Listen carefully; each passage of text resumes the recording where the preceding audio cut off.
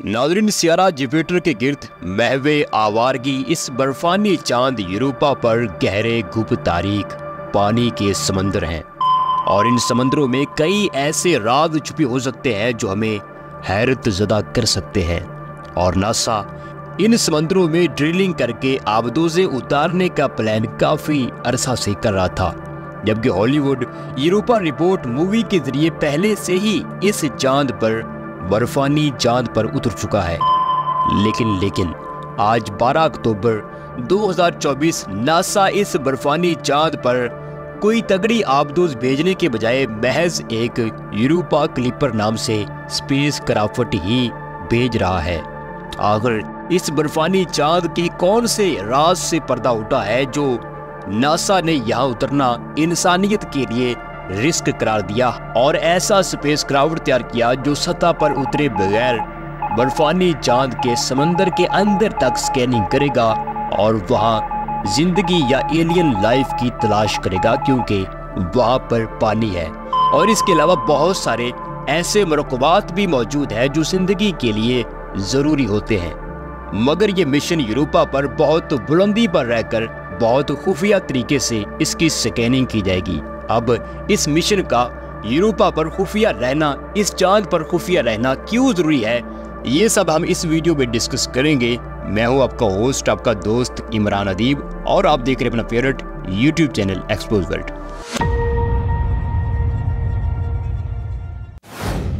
नाज़रीन, 70 की दहाई अगरचे कोल्ड वार का ज़माना था, लेकिन उस दौर ने एक सदियों पुरानी तलाश को अमली शक्ल दी।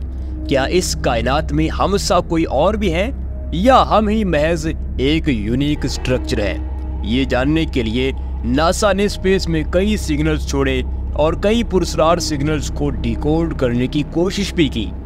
और इसके अलावा वोयेजर 1 में इंसानों का एक पैगाम भी रिकॉर्ड करके खलाओं में भेजा गया कि शायद खलाओं में कोई इंटेलिजेंट लाइफ हो जो हमारा पैगाम वसूल करे और जवाब दे। लेकिन हमारे कंट्रोल रूम आज तक खामोश है। और ऐसे में वोयेजर 1 और 2 ने चौंकाने वाला शुबा पैदा किया कि जुपिटर के चांद यूरोपा पर पानी के गहरे तरीन समंदर हैं। अब पानी यानी जिंदगी, इस चीज को मजीद कंफर्म करने के लिए मिशन गैलीलियो 1995 में यूरोपा की तरफ भेजा गया, जो 2003 तक यूरोपा का जायजा लेता रहा। और फाइनली उसने रिपोर्ट दी कि यूरोपा पर हमारी जमीन से 10 गुना ज्यादा गहरे और तारीख समंदर मौजूद हैं, जिनके अंदर आतिश फशान लावे भी फटते हैं, यानी समंदर के अंदर आतिश फशानी अमल भी होता है।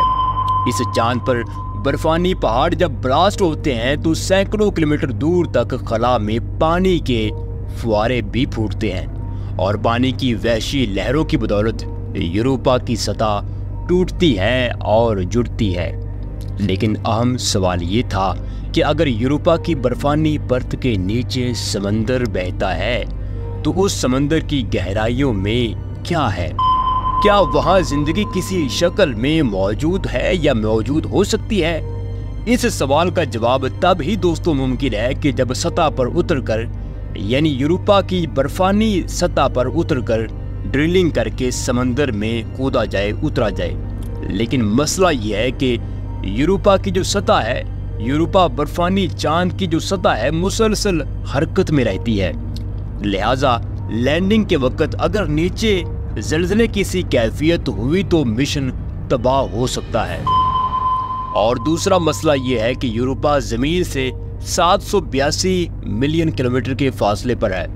और अगर इस ऐसी सूरत हाल में इतने फासले पर अगर मिशन हमारा कामयाबी से लैंड हो भी जाता है तो हम उसे ज़मीन से बर वक्त कंट्रोल नहीं कर सकते, उसको कमांड नहीं दे सकते। अब देखिए, जैसे मरीख के मौसम की पूरी फॉरकास्ट जो होती है वो नासा देख रहा होता है।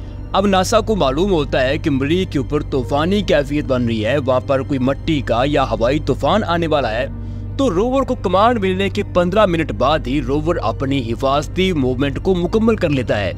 लेकिन यूरोपा पर जा बजा पानी के ब्लास्ट ज़लज़लों से बचने के या किसी भी किस्म की हंगामी सूरत हाल से बचने के लिए हम ज़मीन से यूरोपा पर काम कर रहे रोवर को जो कमांड देंगे वो उसको कई घंटों बाद जाकर मौसूल होगी और तब तक वो ज़ल्ज़ला और वो जो हंगामी कैफियत होगी वो रोवर को नुकसान पहुंचा चुकी होगी।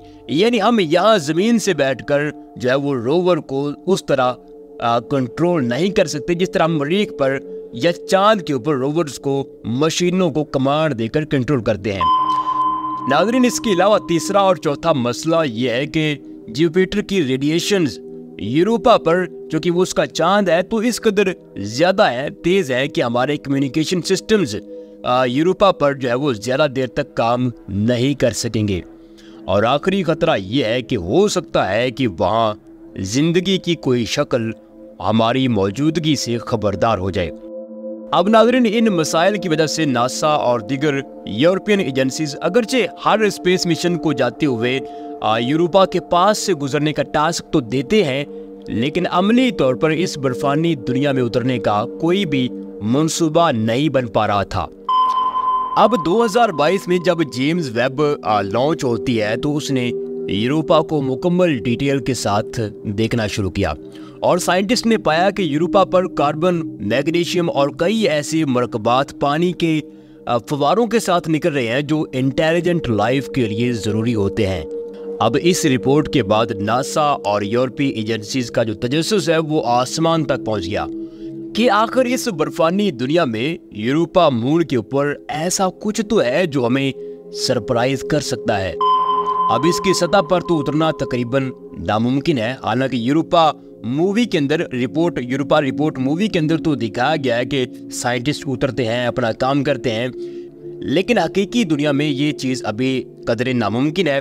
तो फिर क्या किया जाए कि यूरोपा पर उतरे बगैर ही इस दुनिया को जो है वो रीड किया जाए, स्कैन किया जाए, इसके बारे में हतमी मालूमात को इकट्ठा किया जाए।